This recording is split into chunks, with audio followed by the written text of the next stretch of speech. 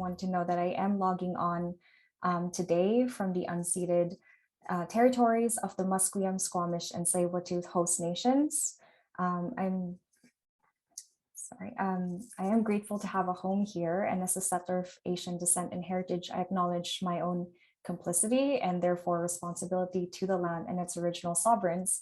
I hope that in working to make safe and generative spaces for Asian Canadian creators, like our three wonderful panelists today, we do not forget about the colonial conditions and implications of our own space making. And with that, I'm going to kind of pass it on to Derek in a bit. So today's panel is a partnership between the Asian Canadian Writers Workshop and the Vancouver Asian Canadian Theatre. And Derek here today, aside from being a panelist, is also going to rep VACT. So I'm going to let Derek just introduce VACT in a bit, and then I'll introduce ACWW after. So take it away, Derek. Yes, thank you. Thank you for Asian Canadian Theatre. VACT is very happy to be a partner on this panel, and hopefully this is the beginning of many future projects together. Thank you for Asian Canadian Theatre was founded in 2001 by Joyce Lam.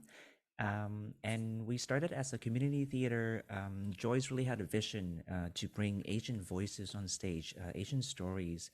And then in 2013, Donna Yamamoto took over the artistic leadership and turned the company into a fully professional company, producing live theater for local audiences and also across Canada and beyond. And I have taken over artistic directorship in 2022, and I am very excited to build upon what Donna and Joyce have done, and continue to facilitate, to support Asian storytelling, and also collaborations between Asian creators and also other racialized, marginalized communities. So thank you. Thanks, Derek. So I'm actually going to read for my introduction. So hi, everyone. My name is Alyssa. My pronouns are she, her. I am a board member for the Asian Canadian Writers Workshop. It actually began in the late 60s, early 70s, and was started by a handful of community activists, mostly in and around Chinatown, and they turned into writers. How it started was they were activists and they're like, how do we spread our message? How do we connect with other people? And they thought through our writing. So a lot of them kind of became, like our founder, Jim Wong Chu, kind of became a writer because he was trying to share his history and experiences. So the Asian Canadian Writers Workshop was created out of a need to develop and nurture Pacific Rim Asian writers. Its primary purpose is to foster a community of writers and build literature. ACWW established a number of successes: writing workshops, literary anthologies, book clubs, mentorship of new writers, one-on-one manuscript development sessions, and annual reading series, chapters in Edmonton and Toronto, as well as the creation of the ACWW Emerging Writers Award, which has since been named the Jim Wong Chu Emerging Writers Award. Every year for the last 10 years now, we've also put out a Literation Festival. So that's a little bit about ACWW. Thank you again, Derek, for representing. So just a little bit too about some Zoom housekeeping. So welcome to folks who are just joining us. Today's session will be recorded. So if you maybe missed the first part or have a friend who forgot about it and didn't get to attend, let them know this will be on YouTube. We will be posting it. You can follow our newsletter to get the recording as well. It is in a webinar format today. So for those of you who don't know what a webinar format is, this means that you can see us, but we can't see or hear you. You're all currently muted, but that being said, you will get your chance to ask us questions. So the first part of this will be kind of a 30, maybe 40-minute discussion between myself and the panelists. And then after that, we are going to have a short intermission, maybe 5 minutes, just so folks can use the washroom, take a breather, process, or think of some questions. And then after that, we're going to come back together for a Q&A. If you do have questions for the chat, please feel free to use the Q&A feature. If you kind of hover your mouse over the lower bar of this Zoom window, you'll see a feature for Q&A. That's where you can post your questions and you can ask them anonymously as well. Otherwise, please feel free to use the chat to engage. Help me hype up our wonderful panelists today. Note if they've said anything that resonates with you. And we are also checking in, letting folks know what we had for breakfast or lunch today. So feel free to check in and share that.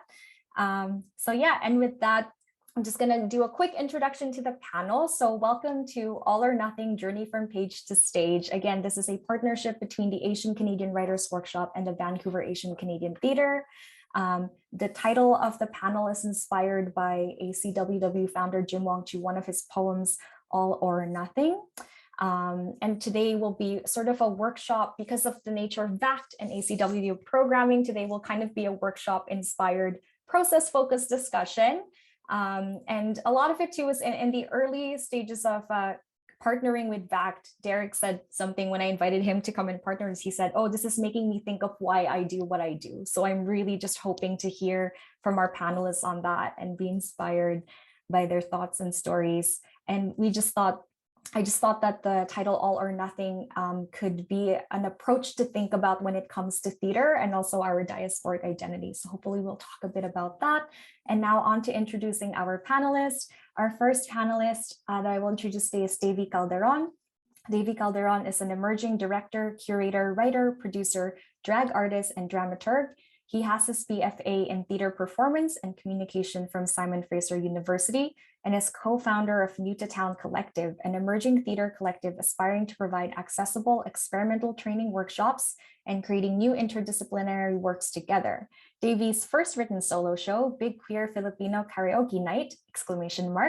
Premiered at the 2018 Vancouver Fringe Festival. It was produced by Tender Container and associate producers New to Town Collective and New World Theater, and was read at the 2020 Tales of the Flipside Festival at the Carlos Bulosan Theater in Toronto. He also wrote the short film Run that premiered at the 2018 Vancouver Queer Film Festival. He is the co-creator and assistant director of the award-winning My Name is Sumiko that premiered at the 2019 Vancouver Fringe Festival. Welcome, Davey. Our next panelist is Carolyn Nakagawa. Carolyn is a fourth-generation Anglo-Japanese Canadian poet, playwright, and cultural organizer who makes her home in the territory colonized as Vancouver, BC. Her work addresses themes such as the nuances of identity and collective context and history's continuing impact on the present.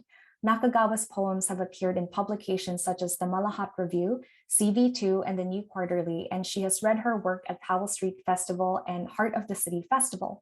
Her plays have been presented by Vancouver Asian Canadian Theatre and Ruby Slippers Theatre. She holds an honors degree in English Literature and Asian Canadian and Asian Migration Studies from the University of British Columbia. Welcome, Carolyn.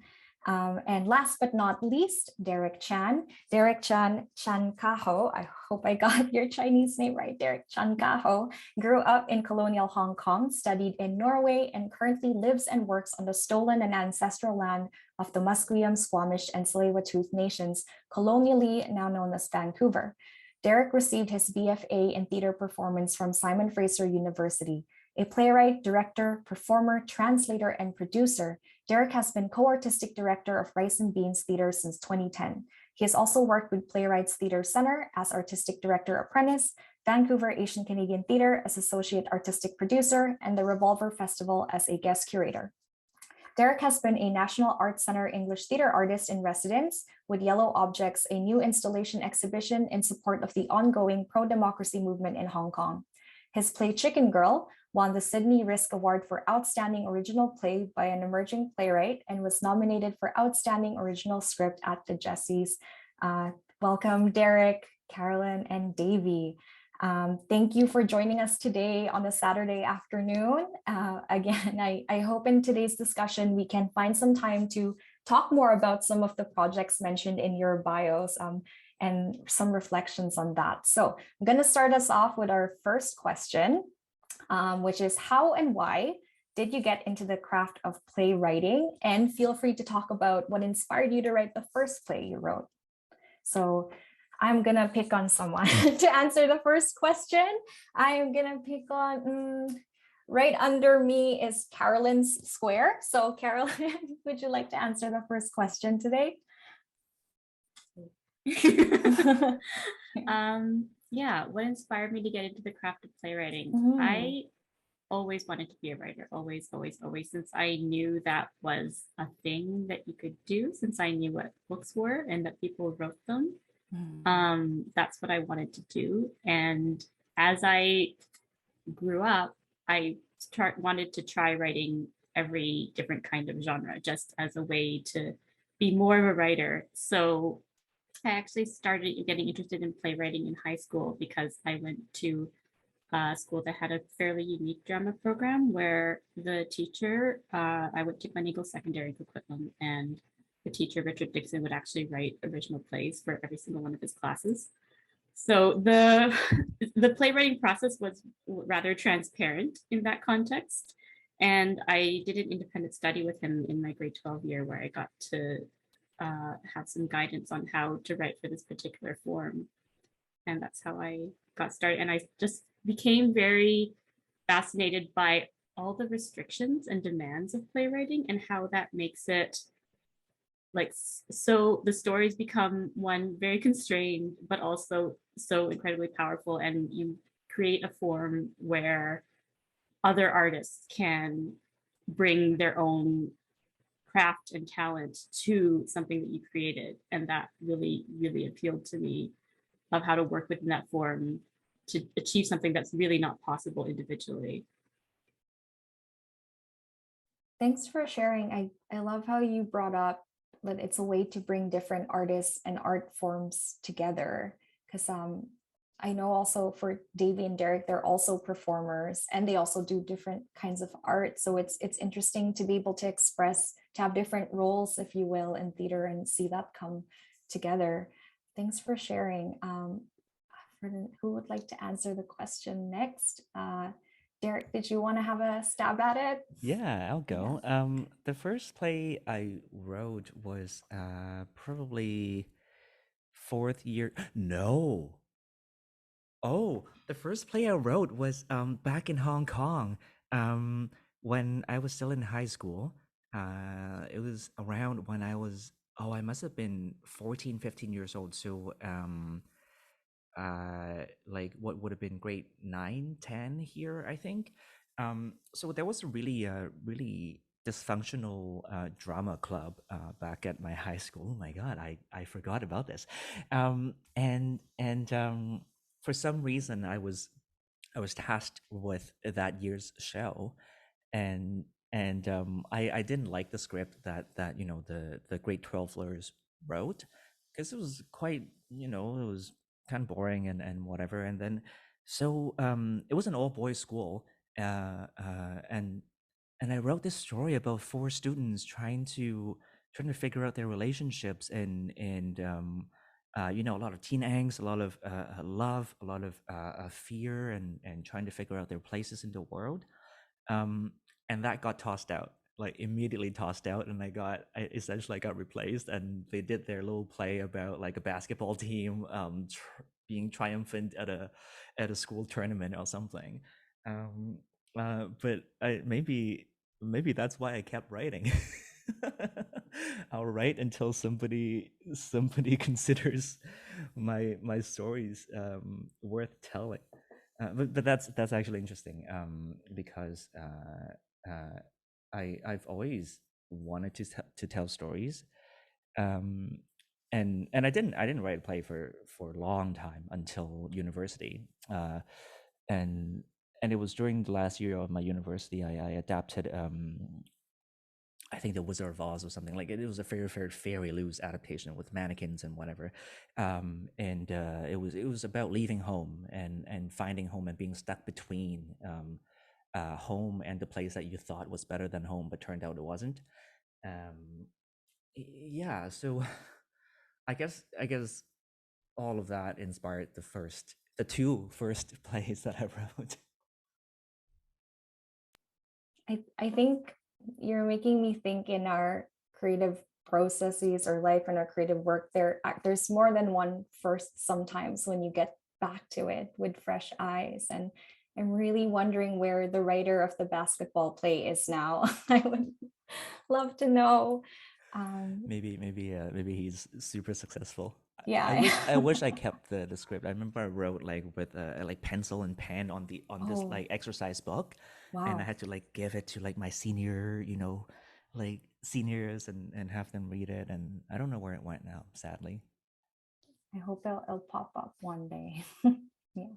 Thanks for sharing. So it looks like your kind of first return into writing was about home and thinking through home and where it is.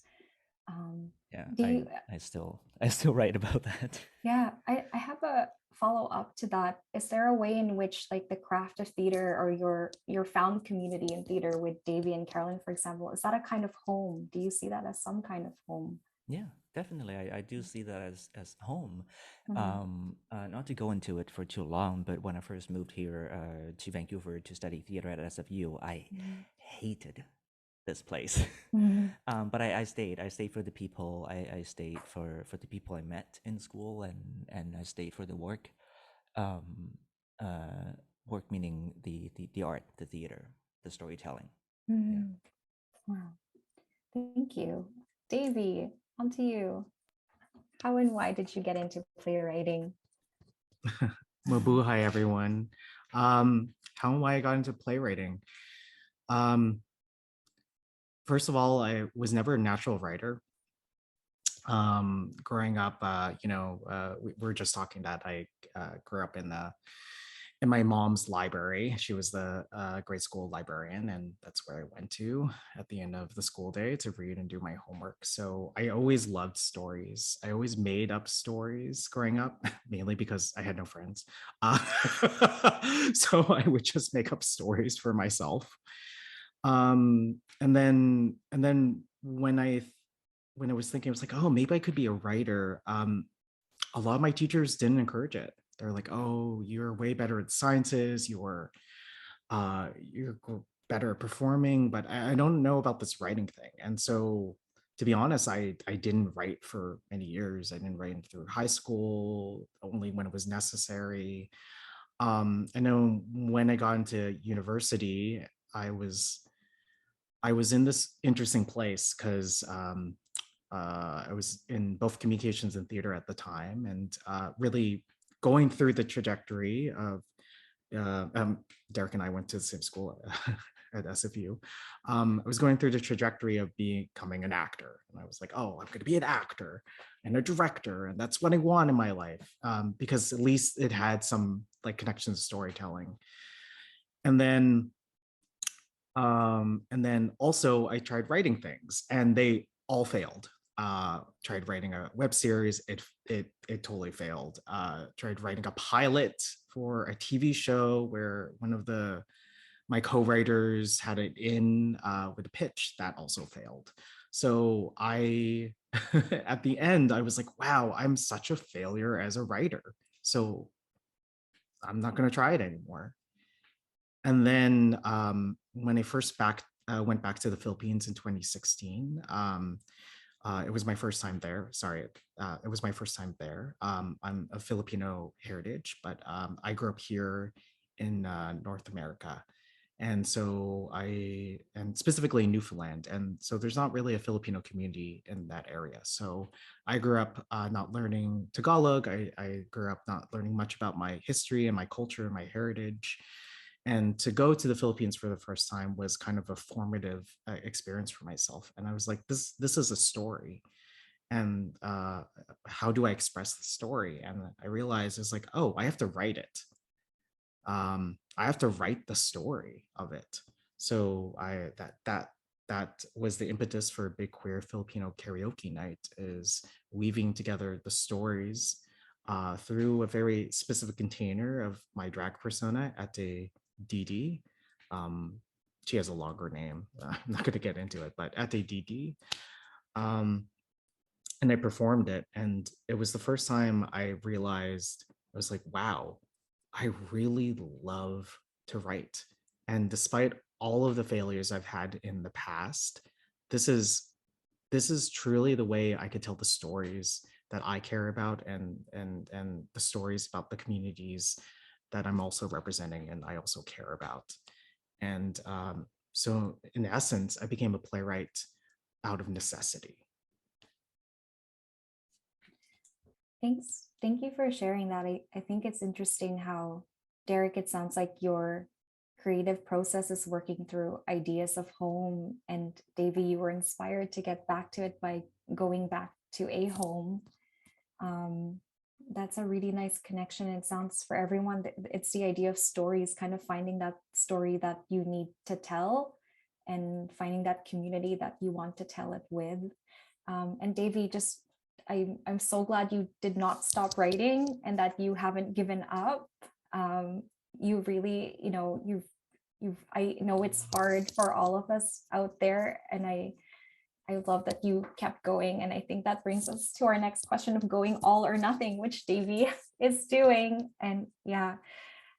So the next question is, does the phrase or the words all or nothing resonate in any way with your craft or practice? Feel free to interpret that in any way.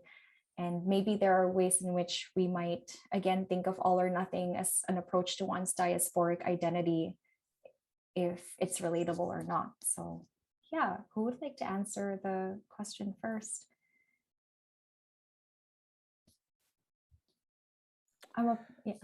For the longest time, this is a story that I've told before, but in in response to all or nothing, I feel that it still applies. Davey, you've heard this, or probably Carolyn too. You've heard this story a billion times, so sorry, bear with me.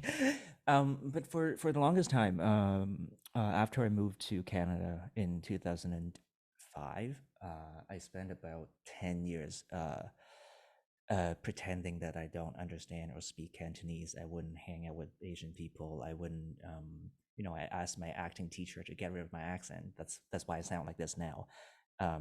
Unless, when I'm really tired or whatever, then my accent comes back out. And it's not until around 20, maybe 16, a mentor and colleague and friend of mine, Giovanni C.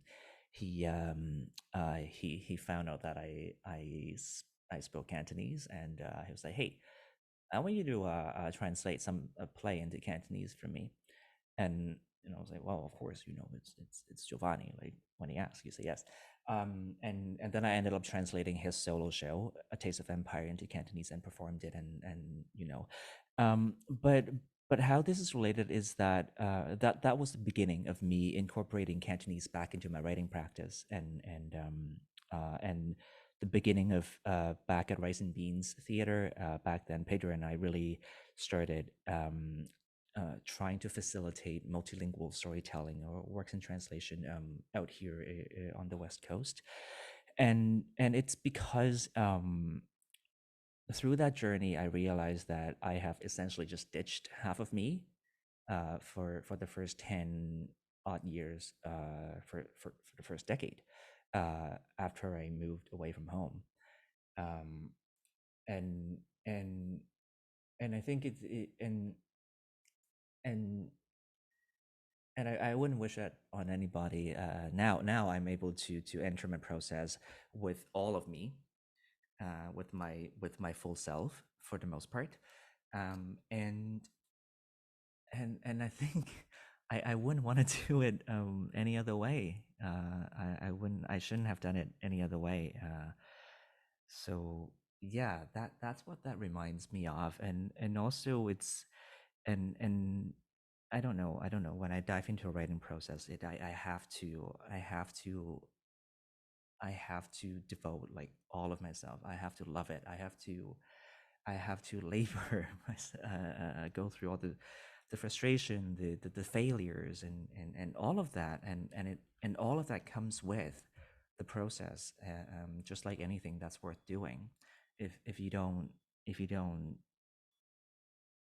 dedicate, like if I didn't dedicate myself, if it's not a story worth telling, then why do it at all? Thanks for sharing that, Derek. I just your experience of in that production of Taste of Empire. Sorry, background noises. I think just it's such a great story about bringing your craft and your identity together. I was actually very privileged to see your production of Taste of Empire with Giovanni, and some friends that I I went with who do speak Cantonese at home, there were just certain parts that you spoke in Cantonese throughout, and they like laughed so hard. And it was for them, it was maybe the first time in a Canadian context they'd heard their own language spoken at home in the theater. And I know that that meant a lot personally to them. So it's great that what's happening for you is also happening for audiences when they see your work. So thanks for sharing. Yeah. Yeah, and I still hear that kind of feedback. Even this April, I did a little solo thing, and I sang in Cantonese, and turns out I heard a secondhand story about how this is the first time somebody heard Cantonese being performed in Canada, and that person's about my age, and so yeah.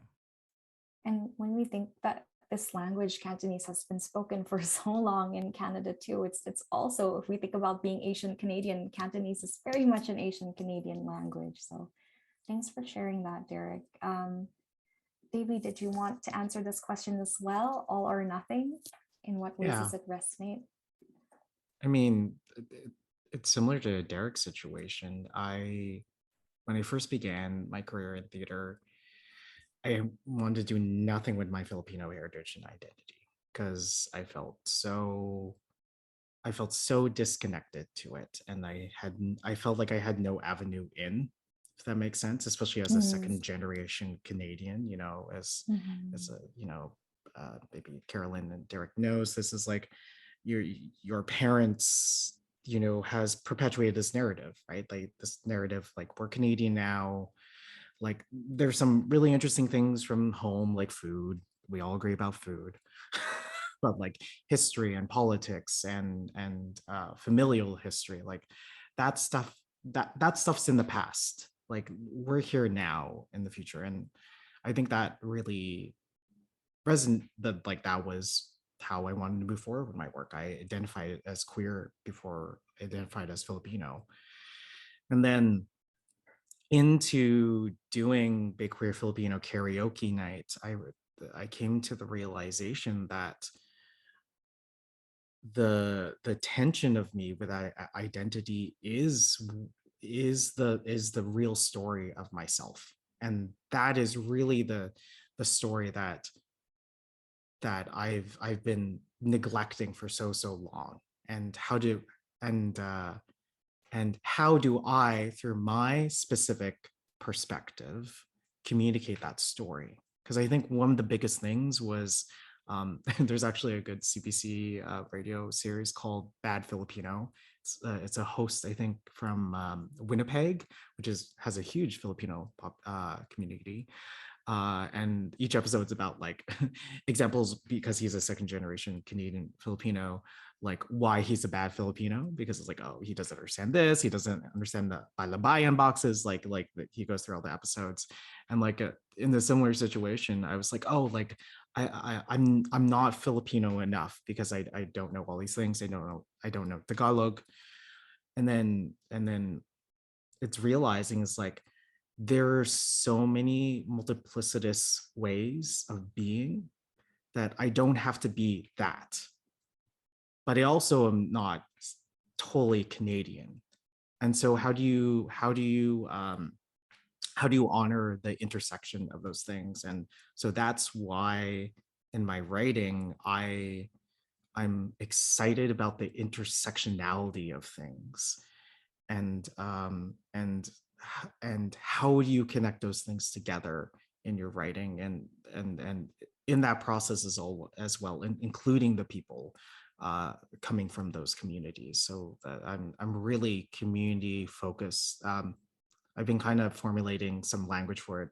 I guess I'm a very my writing's about community-centered values, meaning I think about the people I'm representing really deeply, and my responsibility to tell a story that is respectful to where they're coming from, but also from my lens of it, so that I'm not exploiting, even if they are from my heritage or culture, I'm not exploiting their stories. It's really me, it's from my lens, and there's a bias, right?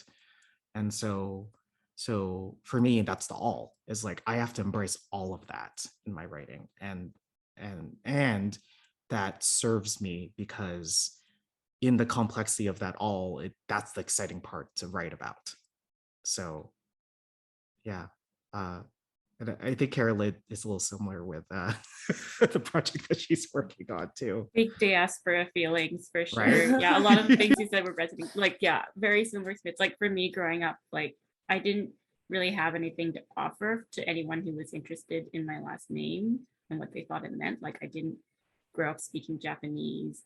I didn't really know that much about Japan or Japanese culture.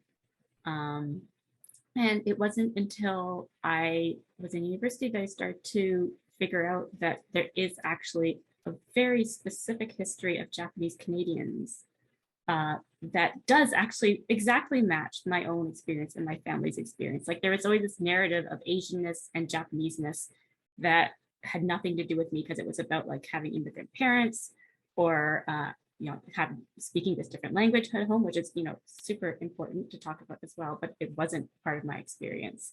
And to hear and to meet my peers who are also Japanese Canadian and felt like this narrative didn't fit them, and we all realized that it was because of our families being interned and being forcibly dispersed from the West Coast, and then our parents' generation not being taught Japanese on purpose.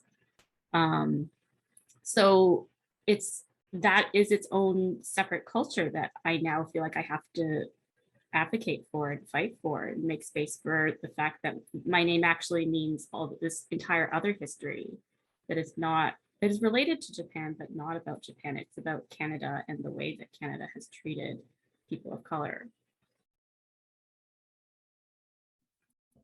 Yeah, I think, Carolyn, thank you for sharing that experience of learning about your family's history and Canadian history, kind of fitted the pieces of the puzzle for you, and how it was those historical conditions that made you realize that your story is not just your story.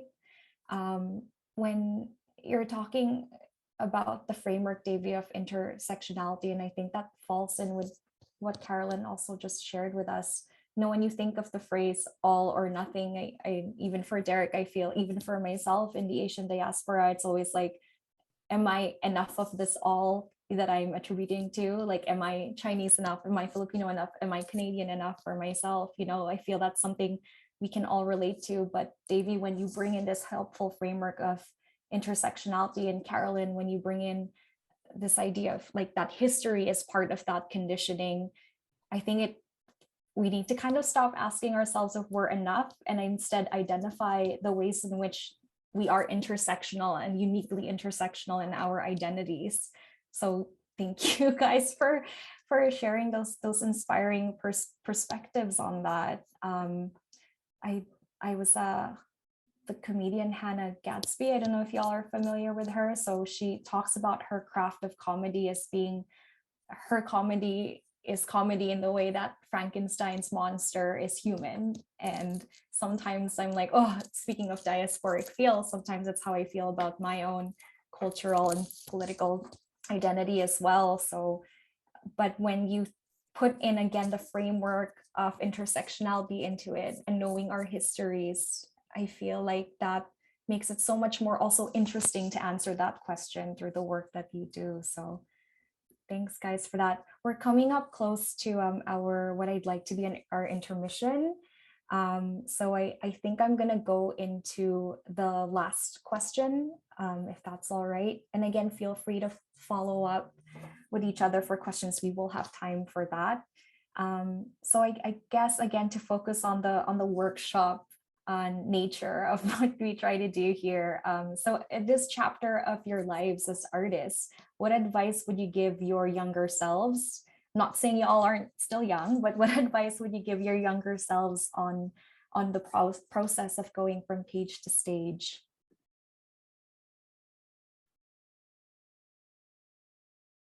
Interpret as you will.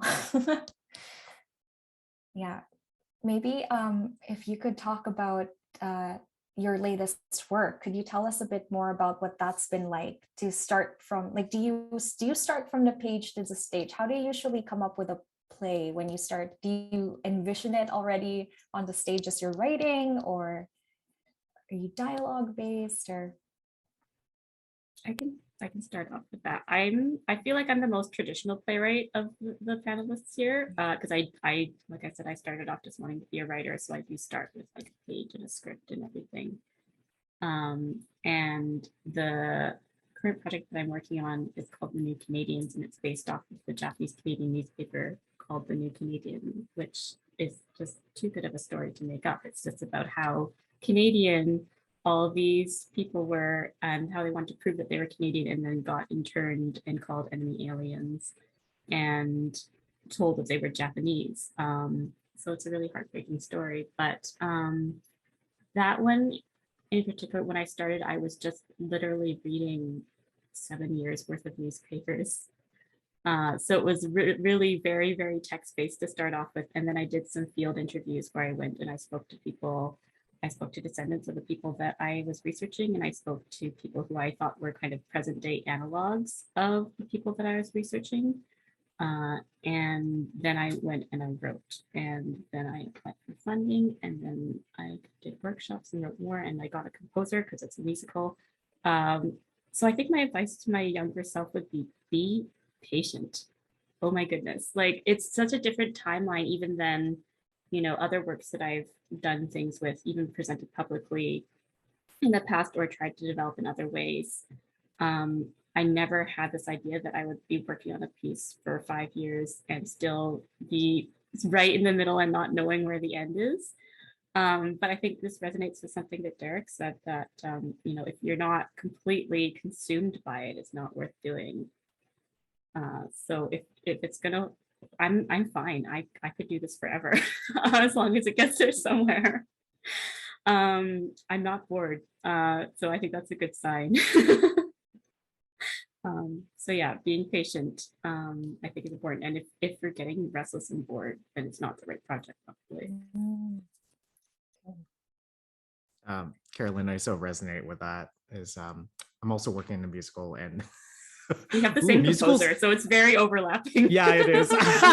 Thanks, Peter. Thank you, Peter. You're the best. Carolyn's way ahead of me in the process. So thank you, Carolyn, because you're an inspiration, honestly. Because we actually had conversations about the new, like when you were thinking about the New Canadians at the beginning of your research, and that was like at least 3 years ago. That was 5 years ago. 5 years ago? It was in 2017. Yeah, there you go. We're getting old. Oh my God, we're getting old. Anyway, but yeah, that resonates so much, as this idea of patience. And I don't know, I feel like Carolyn and Derek and Alyssa, like when you write too, I think it's like also waiting for the important moments to manifest itself, to write it. Because as much as you planned, like I'm a dramaturg. I help playwrights and theater creators get their ideas from an idea onto the page. And I'm always like, okay, well, what about this? Let's map it out, and let's talk about the beats and blah blah blah blah, right? And it takes time. And this kind of segues to the project I'm working on, which is Deep Fried, a Pinoy musical. It's about Filipino and racialized service workers in a fried chicken place set in the Joyce Collingwood area. And it's very much about like there's like a central narrative, like the main character is a queer non-binary Filipinx person who wants to be a musical idol, just like their musical idol, who also is half Filipinx, half Caucasian. And then, you know, the central arc of the story is that this idol actually shows up in the fried chicken place, and there's a series of events that unfolds that they both don't expect, by their lives intertwining. But like, you know, but the musical, the excuse of it is really about Filipino community. It's about labor rights for racialized service workers. and it's about like the search for a community, the search for a community public space to gather, but unfortunately, the lack of that, especially here in the gentrification of Vancouver. And it's all about waiting for those moments, but also to allow for those moments to happen is the thing I wish I could tell myself early, especially since I'm a bit of a later writer than these two folks, is like to just be messy with it. Like just write it. It doesn't even have to have great grammar, even though it pains me sometimes, or formatting. Like just keep like throwing it out there, because once you have it all out there, you can see what the beautiful pieces are, and then you expand on those and seeing how it flows with the vision and the plan, and exciting. And the other thing is like embrace the fact that you love working with other collaborators. The Deep Fried is kind of a, like I said, like a community centered value show, because I work with different Filipinx and queer community groups to look at drafts of music, of songs and scenes as they come out, and then they give their like perspective, and I go off and I'm like, that's really great, I respectfully decline. and then and then go on and also do this collaborative work with Peter Bando, our shared composer and lyricist, and then also Kim Mortal, who's also working on the lyrics. So I think those are two things. It's okay to be messy, and embrace the collaboration, because that's how you really enjoy doing your writing work. So yeah. So far we have be patient and be messy. What are you gonna add to the mix, Derek?